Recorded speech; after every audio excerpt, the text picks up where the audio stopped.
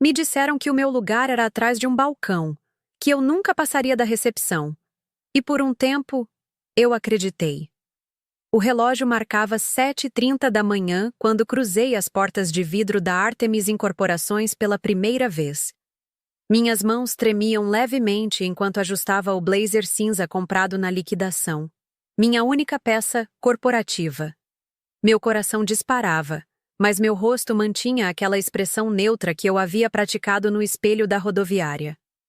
Eu era Nina Mendes, 23 anos, recém-formada em administração, e aquela era minha primeira oportunidade na capital. Cresci em Florestópolis, uma cidade tão pequena que nem aparece em alguns mapas. Minha mãe, Dona Zilda, costureira da cidade, criou a mim e minha irmã mais nova, Lara, com mãos calejadas e sorrisos cansados. Conquistar uma bolsa integral na faculdade tinha sido meu primeiro milagre.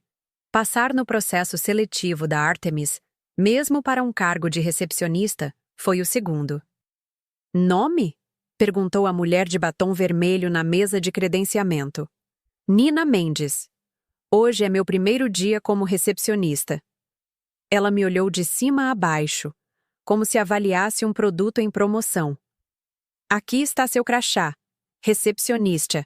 Lembra-se sempre disso. Você não passa da recepção. Engoli seco enquanto prendia o crachá na lapela do meu blazer gasto. Aquela frase foi pronunciada com um desprezo tão natural que parecia parte do protocolo de integração. Naquele momento, não percebi que aquelas palavras traçariam uma linha invisível na minha vida. Uma linha que eu iria não apenas cruzar, mas apagar completamente. No fundo da sala, um homem de terno impecável observava tudo com um sorriso de canto. Era Daniel Artemis, herdeiro e CEO da empresa. Ele passou por mim como se eu fosse parte da decoração, deixando para trás um rastro de perfume importado e indiferença. O que eu não sabia é que, anos depois, esse mesmo homem estaria sentado na minha sala, com olhos baixos e voz vacilante. Mas naquela manhã, eu apenas sorri como havia prometido à minha mãe. Não importa o que aconteça, Nina. Sorria como se tudo estivesse sob controle. E foi o que fiz, mesmo quando as lágrimas ameaçavam escapar. Naquele primeiro dia, eu não tinha ideia do tamanho da tempestade que estava por vir, nem da força que descobriria dentro de mim para enfrentá-la. O pequeno apartamento que eu dividia com 3 desconhecidas ficava a 2 horas de ônibus da Artemis. Um cubículo no subúrbio, cheio de sonhos grandes demais para suas paredes estreitas.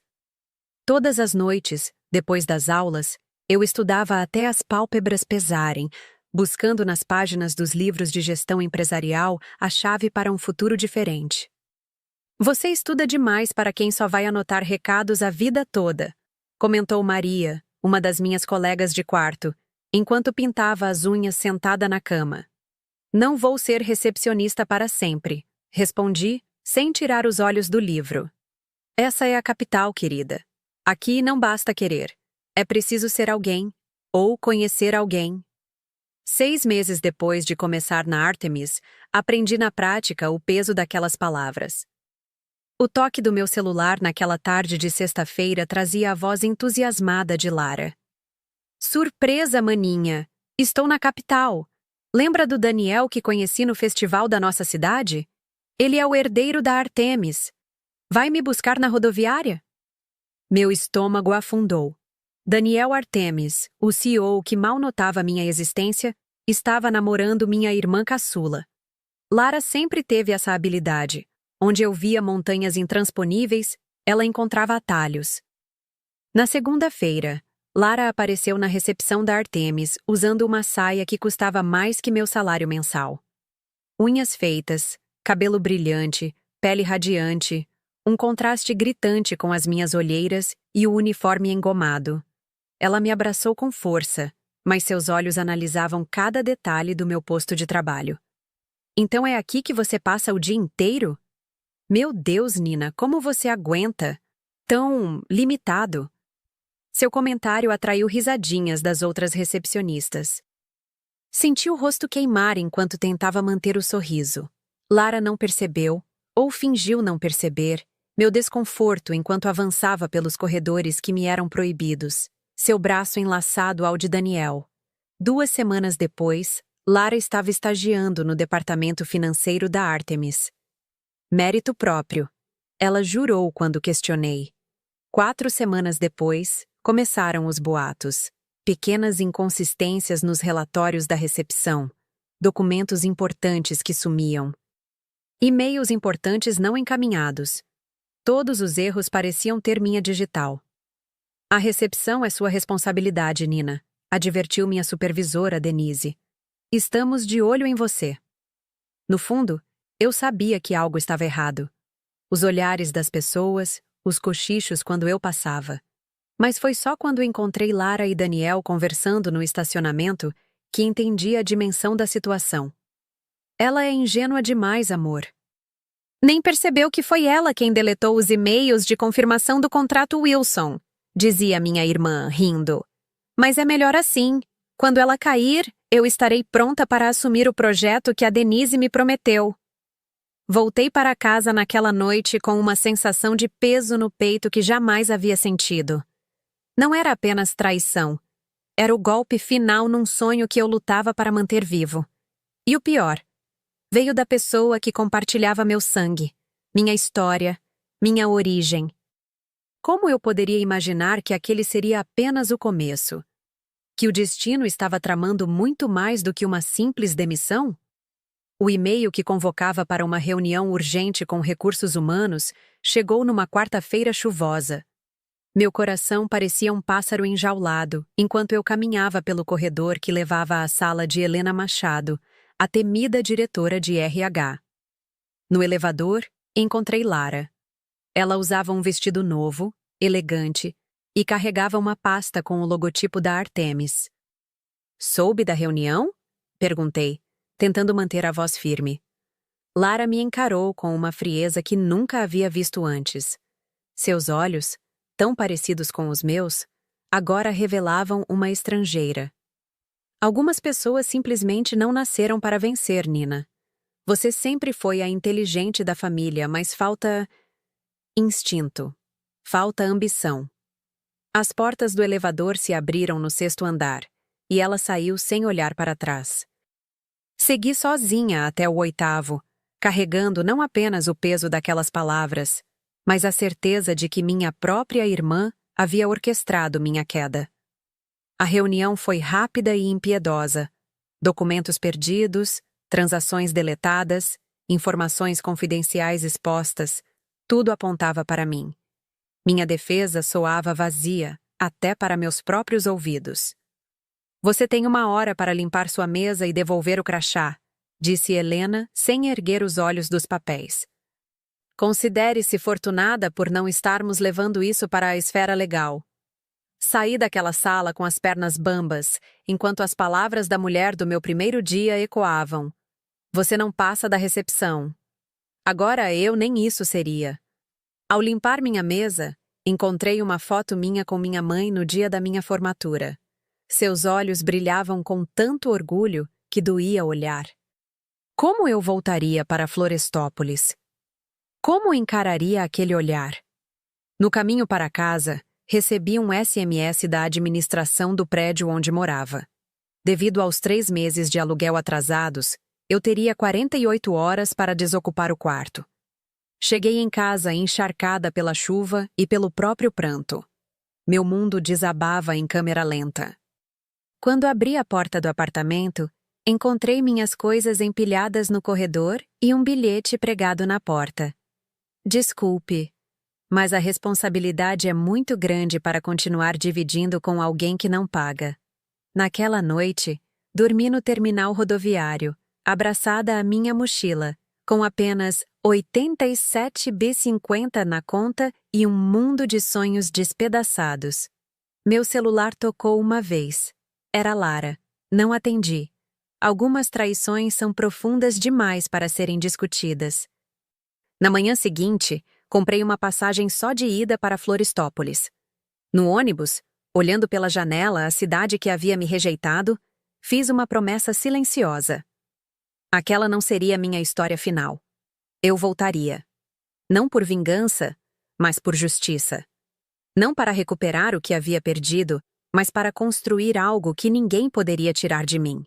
Eu não sabia como, mas aquela queda em queda livre seria apenas o início da minha subida. Filha, sua cama sempre estará aqui. As palavras de minha mãe foram o bálsamo que precisava ao voltar para Florestópolis, mas o abraço apertado não conseguia esconder sua decepção. Nem a minha.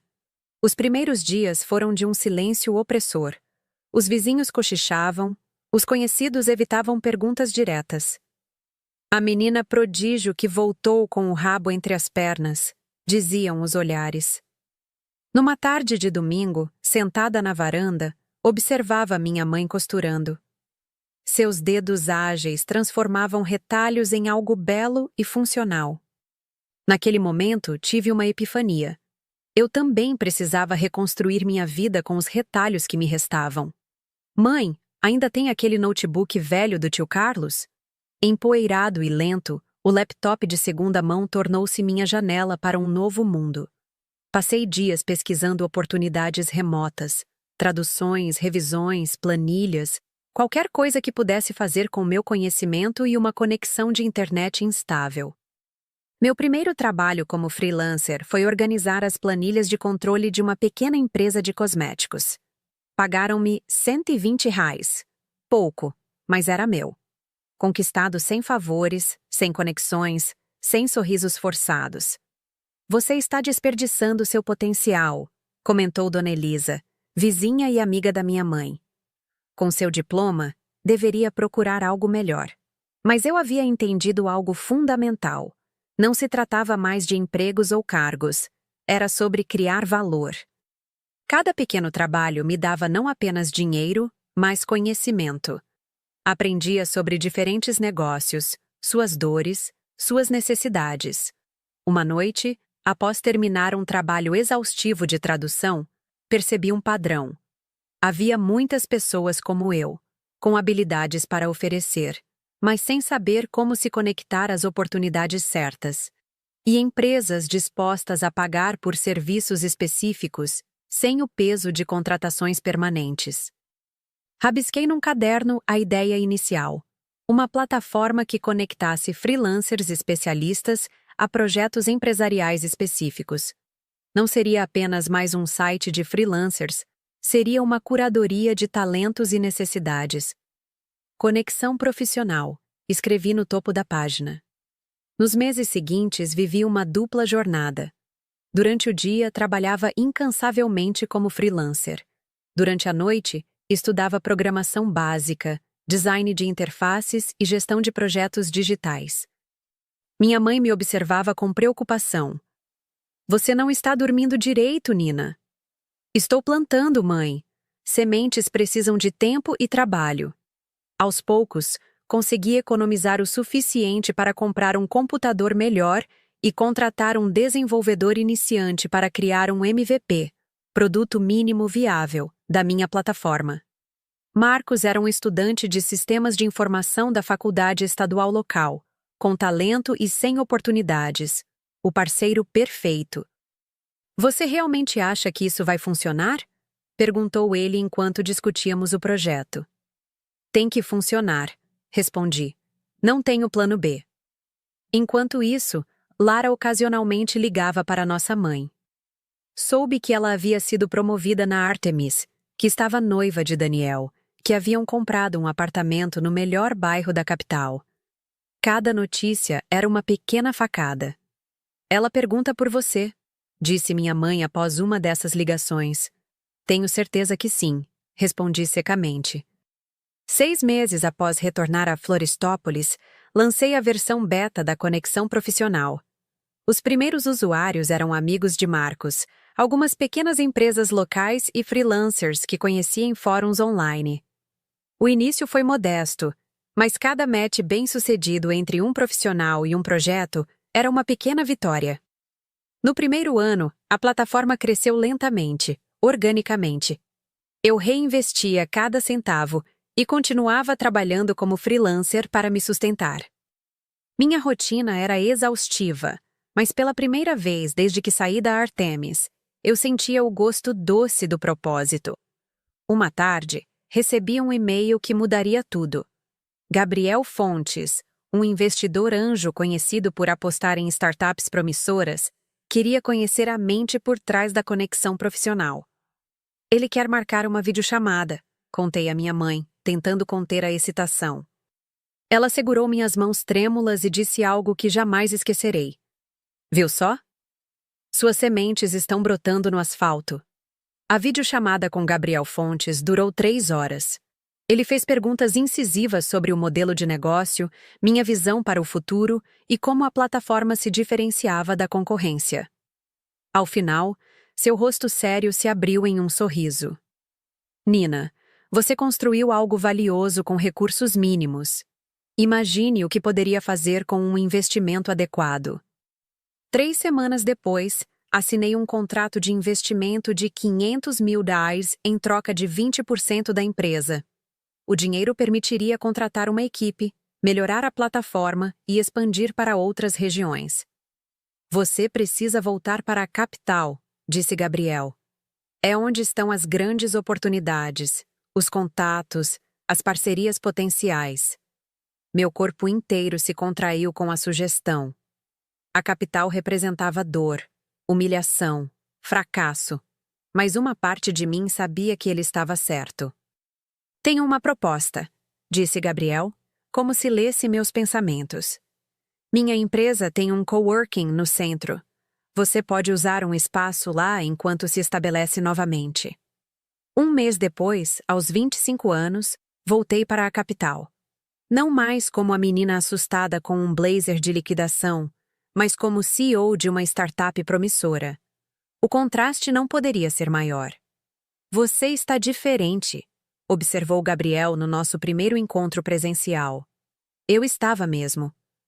Não era apenas o cabelo mais curto, as roupas mais elegantes ou a postura mais confiante. Era algo mais profundo, uma transformação interna que se refletia em cada decisão, cada palavra, cada gesto. Os primeiros meses foram de trabalho intenso. Contratamos desenvolvedores, designers, especialistas em marketing. A plataforma ganhou novas funcionalidades, uma interface mais intuitiva e um algoritmo de matching mais sofisticado. Conexão profissional é um nome muito genérico, comentou Luísa, nossa nova diretora de marketing. Precisamos de algo que represente transformação, renascimento. Assim nasceu a Phoenix, uma plataforma que não apenas conectava talentos a projetos, mas que representava a capacidade de renascer das cinzas e se reinventar profissionalmente. Em 1 ano, nossos números triplicaram. Em 2, éramos referência no mercado de trabalho freelancer de alto nível. Grandes empresas buscavam talentos na Phoenix, e profissionais disputavam espaço na plataforma. Meu escritório no 15º andar de um prédio comercial tinha vista para a cidade que antes me rejeitara. Às vezes, nos fins de tarde, eu olhava pela janela e me lembrava daquela noite no terminal rodoviário, agarrada à mochila com 87,50 na conta. A memória não doía mais. Era um lembrete da distância percorrida. A revista Inovação em Negócios me convidou para uma entrevista. Na capa, eu aparecia de braços cruzados, com o horizonte da cidade ao fundo e a manchete: A Fênix do empreendedorismo, como Nina Mendes revolucionou o mercado de trabalho. No dia do lançamento da revista, recebi uma mensagem no LinkedIn. Parabéns pela conquista. Sempre soube que você tinha potencial. Podemos tomar um café? Daniel Artemis. Meu dedo pairou sobre a tela por alguns segundos. Então, fechei o aplicativo sem responder. Algumas pontes não precisam ser reconstruídas. Na mesma semana, Gabriel me convidou para um jantar com investidores importantes. Entre taças de vinho e discussões sobre o futuro da economia digital, ele deixou cair uma informação que fez meu mundo parar. A propósito, vocês conhecem o Grupo Artemis? Estamos negociando a aquisição de 30% da empresa. Eles estão enfrentando dificuldades financeiras depois do escândalo de corrupção envolvendo o CEO. Minha mão congelou a meio caminho da boca. Gabriel continuou, alheio ao terremoto que acabara de causar. Se tudo correr bem, teremos uma participação significativa nas decisões. Estou pensando em indicar alguém da nossa confiança para o conselho.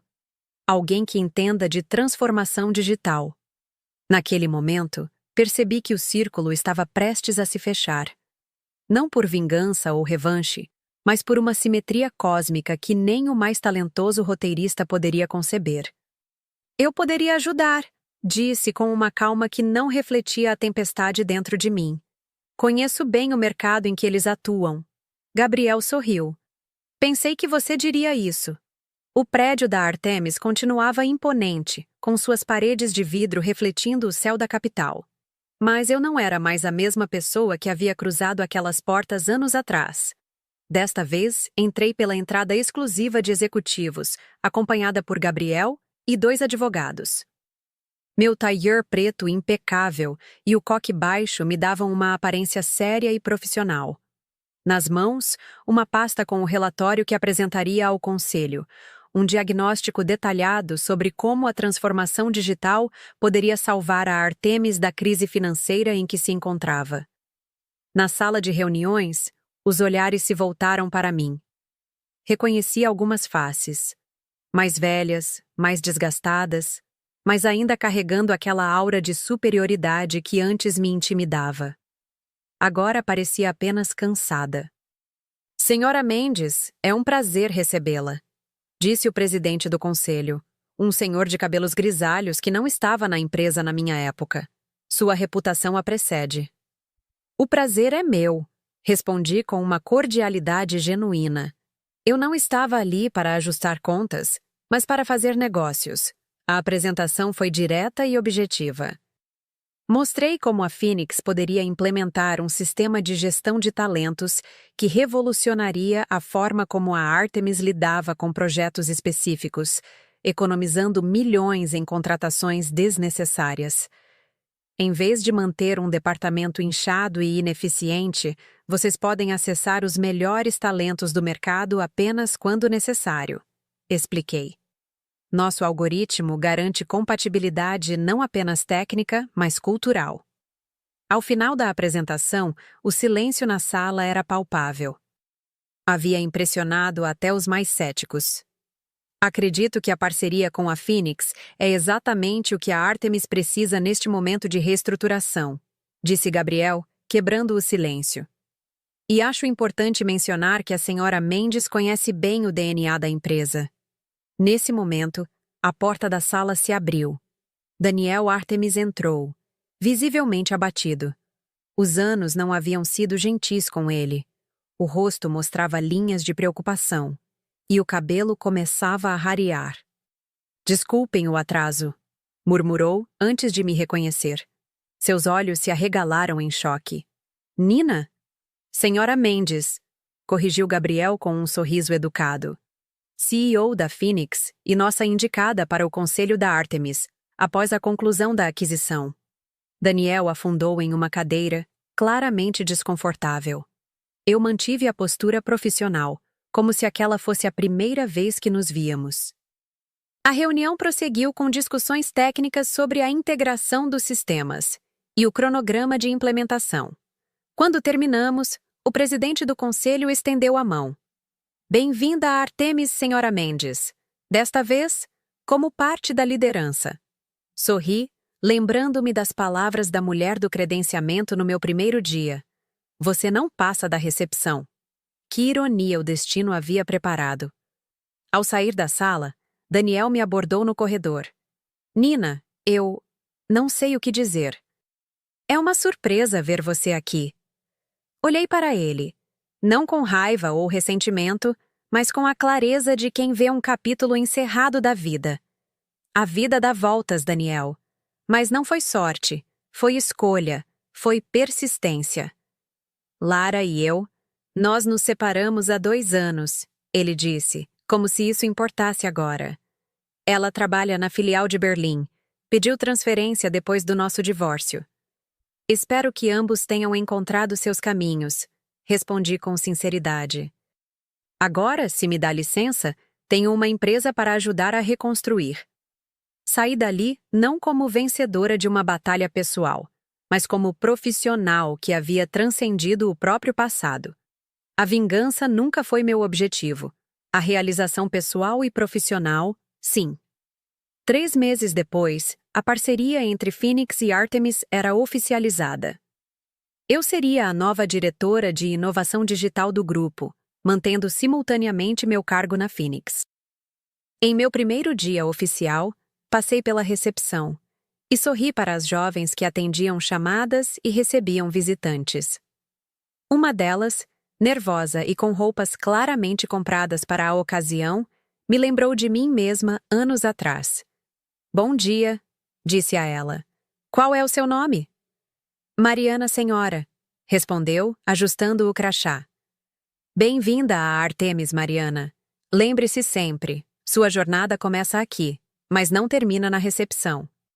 O olhar surpreso da jovem valeu mais que qualquer vingança que eu poderia ter planejado. 6 meses se passaram desde minha entrada no conselho da Artemis. A empresa começava a mostrar sinais de recuperação, e meu trabalho à frente da transformação digital recebia elogios até dos acionistas mais conservadores. Em uma manhã de quarta-feira, minha assistente bateu levemente na porta do meu escritório. "Senhora Mendes, há alguém que insiste em vê-la sem agendamento. Diz que é sua irmã." Meu coração acelerou. Não via Lara há 5 anos, desde minha demissão da Artemis. Nossas comunicações se limitavam a mensagens formais de aniversário e Natal. "Pode deixá-la entrar", respondi após um momento de hesitação. Lara entrou com a elegância de sempre, mas algo estava diferente. Seus olhos, antes transbordando confiança, agora demonstravam uma vulnerabilidade que eu jamais havia visto. "Olá, irmã", disse ela parada junto à porta. "Olá, Lara. Por favor, sente-se." Ela se acomodou na cadeira em frente à minha mesa. Ficamos em silêncio por alguns segundos constrangedores, medindo as palavras. "Você conseguiu", ela finalmente disse, olhando ao redor do amplo escritório com vista panorâmica. "Tudo o que sempre disse que faria." "Sim", respondi simplesmente. "Quando li sobre você na revista, quase não acreditei. E então, quando soube que você estava assumindo um cargo na Artemis..." Ela balançou a cabeça, como se ainda processasse a informação. "Vim a Berlim para fugir das consequências dos meus atos.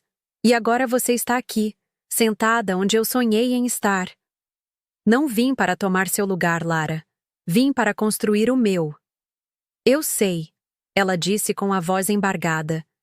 "E é isso que mais dói. Você nunca quis me destruir, mesmo depois do que eu fiz com você." As lágrimas que escorriam pelo rosto de Lara pareciam sinceras. Mas eu já havia sido enganada antes. "O que você quer, Lara? Perdão? Reconciliação? Não sei se mereço qualquer um deles", ela respondeu enxugando as lágrimas. "Mas pelo menos queria que você soubesse que entendo o quanto fui cruel, o quanto fui... pequena." Levantei-me e caminhei até a janela. A cidade se estendia abaixo, vibrante e imperfeita. "Sabe o que aprendi nesses anos, Lara? Que carregar mágoas é como beber veneno esperando que o outro morra. Não tenho espaço para isso na minha vida." "Então você me perdoa?" perguntou com um fio de esperança. Virei-me para encará-la. "Perdoar não significa esquecer ou voltar ao que éramos. Significa liberar-me do peso. E sim, eu te perdoo." Lara soluçou, cobrindo o rosto com as mãos. "Você sempre foi a melhor de nós duas", disse entre lágrimas. "Não se trata de melhor ou pior, Lara. Fizemos escolhas diferentes. O importante é que ainda temos tempo para fazer novas escolhas." Ela se levantou, hesitante. "Mamãe ficaria orgulhosa de você." "Ela ficaria orgulhosa de nós duas se encontrássemos um caminho de volta uma para a outra", respondi, surpreendendo a mim mesma com essas palavras. Naquela tarde, Lara e eu almoçamos juntas pela primeira vez em anos. A conversa foi difícil, repleta de assuntos dolorosos e confissões. Ela contou sobre seu casamento fracassado com Daniel, sobre a depressão que enfrentou após o divórcio, sobre como finalmente estava buscando seu próprio caminho em Berlim, trabalhando em marketing digital para uma startup. Não prometemos ser melhores amigas ou apagar o passado, mas demos os primeiros passos para reconstruir algo que pensei estar permanentemente quebrado. 2 semanas depois, enviei para Lara os termos de um contrato para que ela liderasse a expansão da Phoenix no mercado europeu, a partir de Berlim. Não era caridade ou nepotismo. Ela tinha as qualificações e a experiência necessárias. Era uma chance de construirmos algo positivo juntas. Sua resposta veio com uma foto anexada. Nós 2 crianças, brincando no quintal da casa em Florestópolis, com sorrisos despreocupados. Abaixo, uma mensagem simples. Desta vez, não vou desperdiçar a oportunidade. Obrigada por acreditar em mim quando eu mesma não acreditava mais.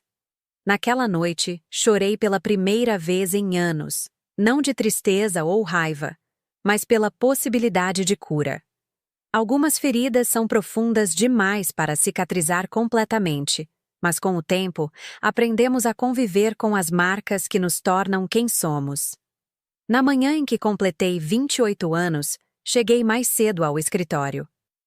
O nascer do sol iluminava a cidade enquanto eu observava pela janela panorâmica do último andar do prédio da Artemis, agora parcialmente meu. O fundo de investimentos de Gabriel havia aumentado sua participação para 51%, e eu me tornara presidente do conselho. Meu celular vibrou com uma mensagem de minha mãe. Feliz aniversário, minha guerreira. Sempre soube que você voaria alto.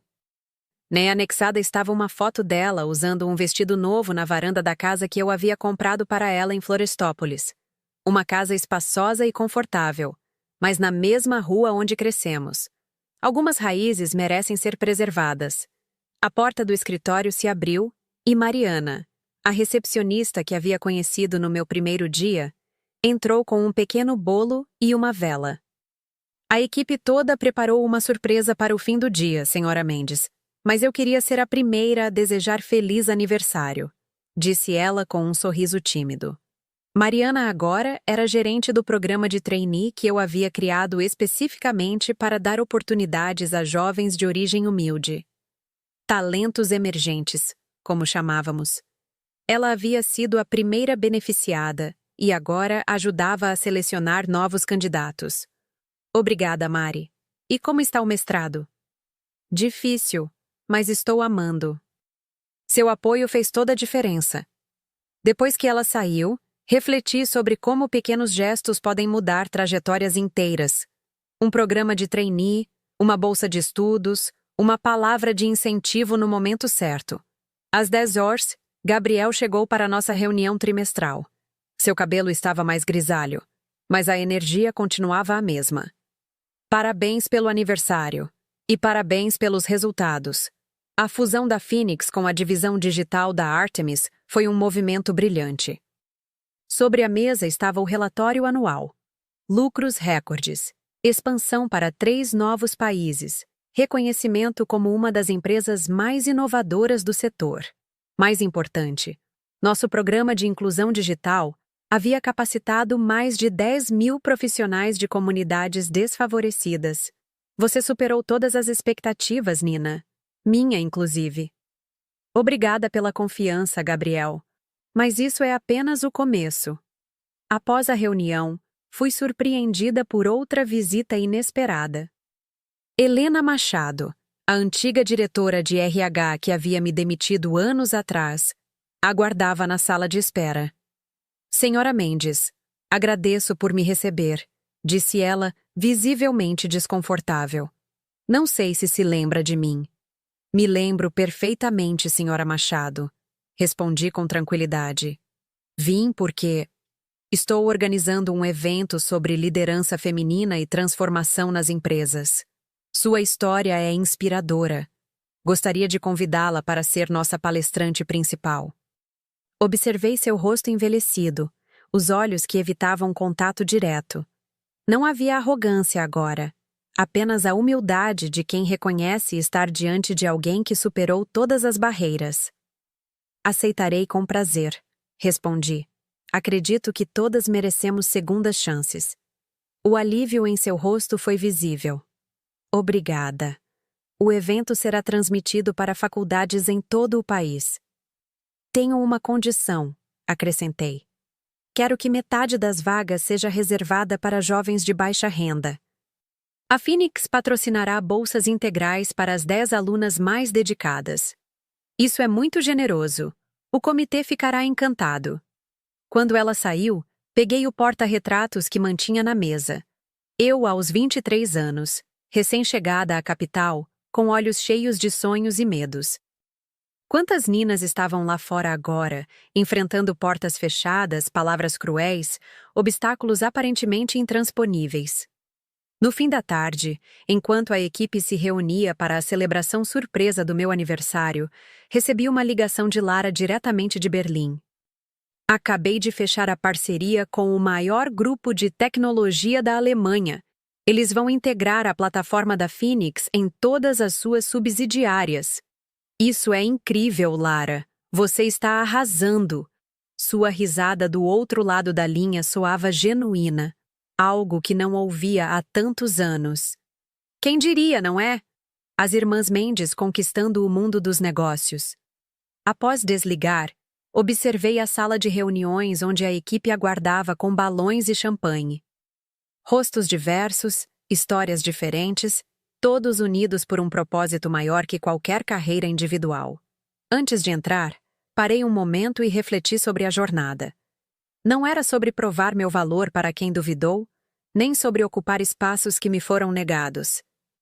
Era sobre criar novos espaços, abrir caminhos, estender a mão para quem vem depois. Ao soprar as velas, não pedi nada para mim mesma. Já tinha conquistado mais do que jamais sonhei. Desejei apenas que minha história inspirasse outras mulheres a nunca aceitarem os limites impostos por quem não enxerga seu potencial. Porque o verdadeiro sucesso não está no cargo, no salário ou no poder. Está em transformar dor em propósito, rejeição em resistência e humilhação em humildade para liderar com empatia e visão. Me disseram que meu lugar era atrás de um balcão, que eu nunca passaria da recepção. E por um tempo, eu acreditei. Hoje, sou muito mais que a dona da empresa onde me humilharam. Sou a prova viva de que cada não pode ser o começo de um caminho muito maior do que imaginamos. E se há uma mensagem que gostaria de deixar para cada pessoa que já se sentiu pequena, invisível ou inadequada, é esta. Sua história não é definida por quem fechou portas para você, mas por como você escolhe abrir novas portas para si mesma e para os outros. Porque no final, o melhor tipo de sucesso é aquele que você compartilha.